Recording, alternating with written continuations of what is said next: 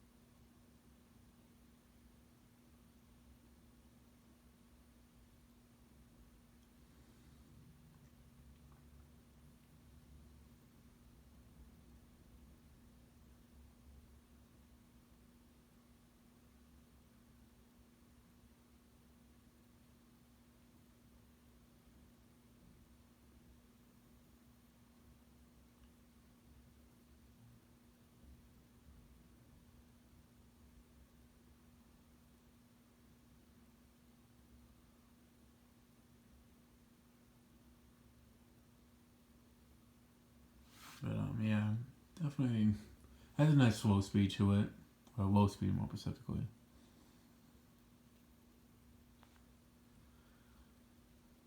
But yeah, definitely. I'm not really a big fan of white and brass fans with bleach oak blades, although it depends on the room or the decor. But I kind of have mixed feelings about it. I like it and I don't like it, but it really depends on the fan. This one I actually do like how it looks on it.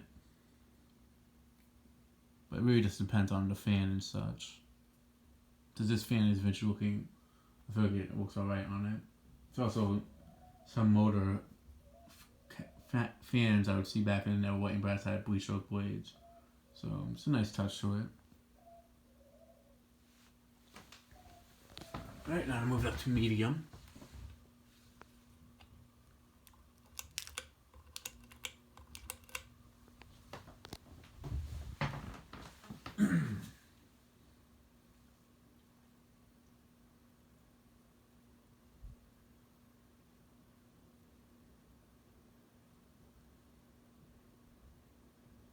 It moves good at a medium.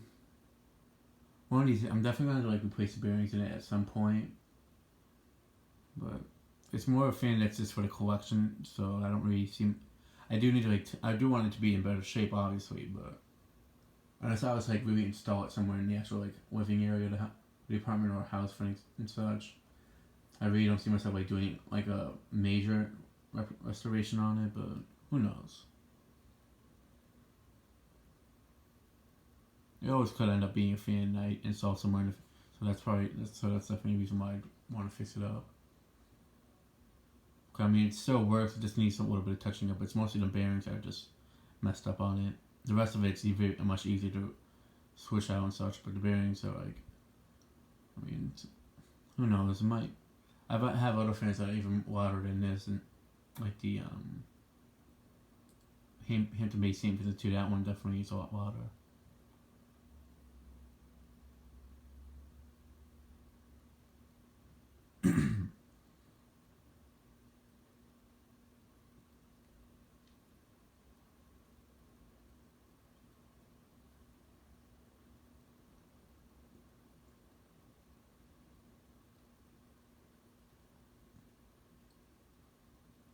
Yeah, it definitely moves good air. Definitely want to be a fan I install in the bedroom at all due to the bearing noise. I actually wouldn't mind having this like over a workshop bench, like in a garage or something. Wouldn't be a bad spot for it.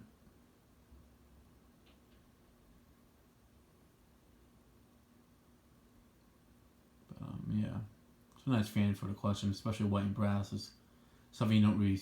It's not a finish that shows up all that often compared to the other finishes, especially white. It's basically like white and brass fans like from that era. You don't really just see. You just really don't see too much like from Hunter. I'm guessing it just didn't sell as well as the other finishes. It's still a nice finish. It has a nice vintage look to it. So we're going to go ahead and move the fan up to high now.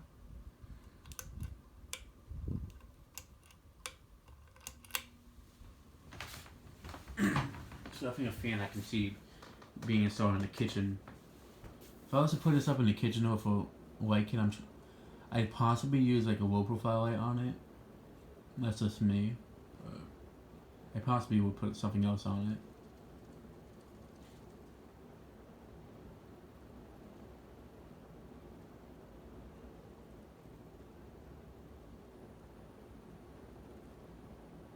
Even though the condition of the fan is not in the greatest, it still moves a great amount of air, so can't complain about the performance.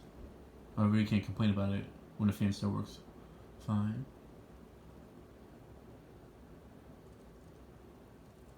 But I have a feeling whoever owned this fan before Mark got it, they might have had like on the back deck area or like a Porsche.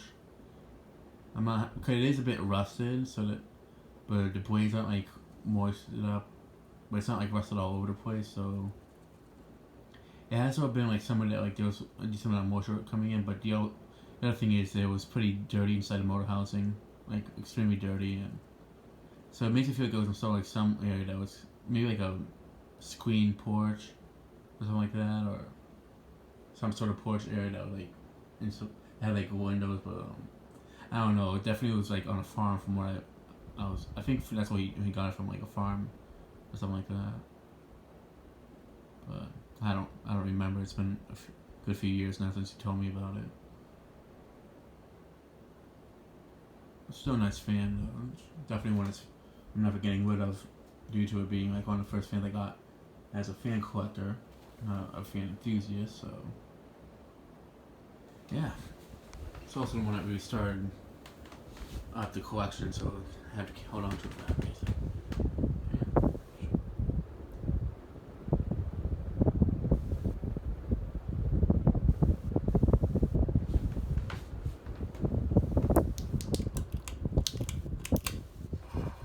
Shut off and do spin down, put it on reverse.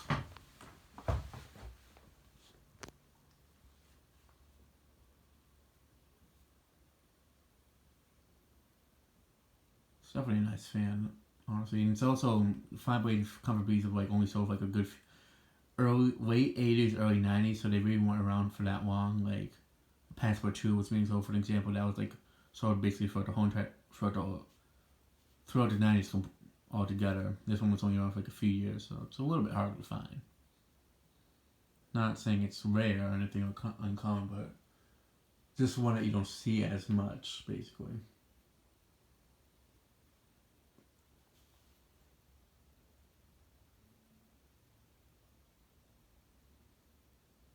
Well, if I was out of all the comfort breezes with fine blades that I want, I would definitely want the. I would love to have the chrome version with the gloss blade and this chrome spotlight. No, I wouldn't keep the gloss black blades on it. I'd probably swap them with the walnut blades, the gloss walnut ones I have from the Brass Studio series. Since I really love the chrome and walnut combination, that's a combination that I like a lot. Gloss and black looks nice, but unless you have like a room that has a lot of black decorations to begin with, then I really don't feel like the black blades would match with a lot of stuff. The walnut is pretty easy to find furniture to match with, so yeah.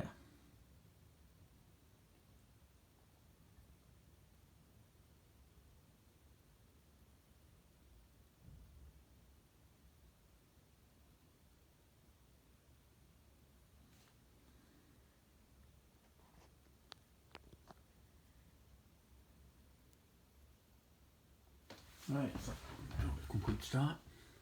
Now for the reverse.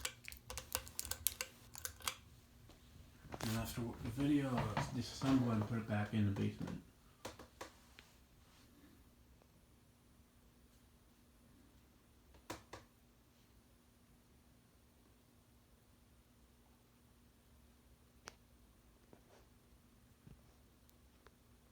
Alright, now for medium.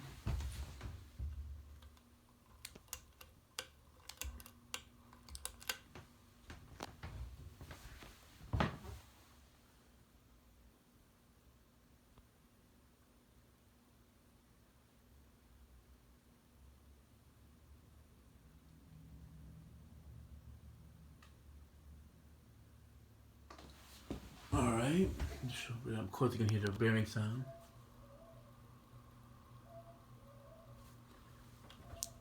Well, it's for the blades, that is. Now for high. I know I did a mystery fan video of this one without the blades where it's a lot louder.